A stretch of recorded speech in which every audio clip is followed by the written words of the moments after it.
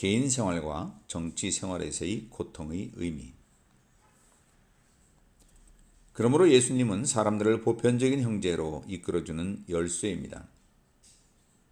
그러나 어디서부터 이러한 형제를 건설할 수 있을까요?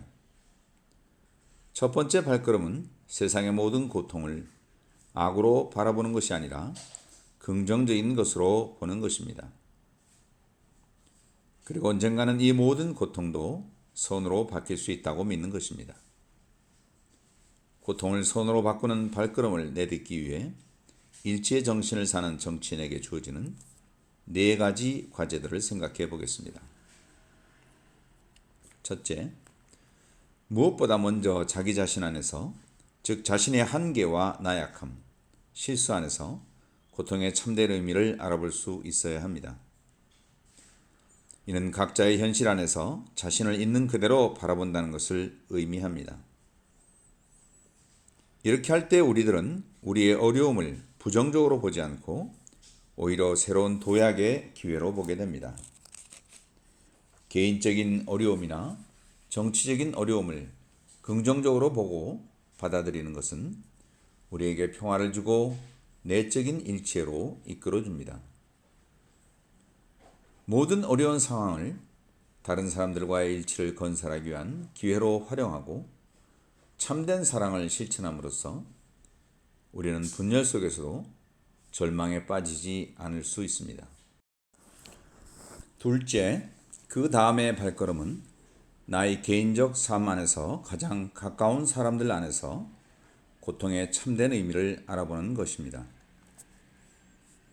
한 정치인이 자신의 배우자나 자녀, 그리고 친구들과의 관계를 좋게 유지하고 발전시키지 못한다면 어떻게 한 도시나 한 나라, 나아가 전 인류의 분열을 해결할 수 있겠습니까? 그러나 가까운 사람들과의 일치도 매일 매 순간의 훈련이 필요합니다. 셋째, 그 다음으로는 다른 정치인들 안에서 고통의 참된 의미를 알아보는 것입니다. 우리는 상대방의 인간적 한계를 보고 그를 판단하지 않습니다.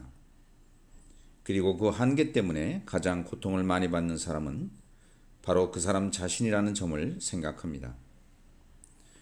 이렇게 그들의 한계를 또 하나의 고통으로 이해하면서 일치의 정치인은 자신이 반대자에게 먼저 다가가 관계를 다시 복원하고자 합니다. 공격적이고 관용이 부족한 사람은 자신이나 자기 정당 내부의 어려움 때문에 그렇게 되는 경우가 많습니다.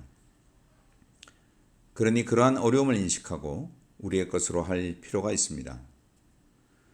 그에게는 집요하게 추궁하는 시민들, 자신의 자리를 넘보는 같은 정당의 동료들, 자신의 말을 의도적으로 왜곡하는 언론인들이 있을 수 있습니다.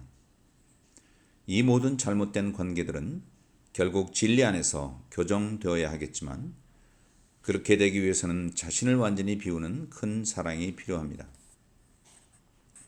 넷째, 정치적인 문제들이나 규범 안에서도 고통의 참된 의미를 알아볼 수 있습니다.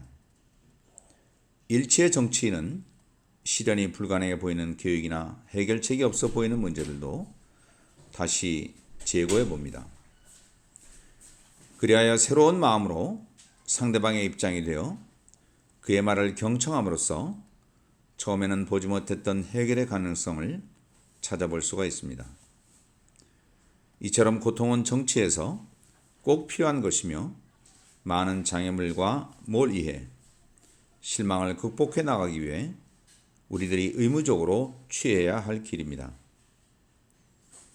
어떤 정치적 규범들은 그 정당성을 역설하는 생각의 확실함에 비해 정도를 벗어난 것으로 보일 때가 있습니다. 그러나 이러한 경우에도 규범을 따르고 절차를 존중하며 성급한 해결책을 찾지 않는 것이 필요합니다.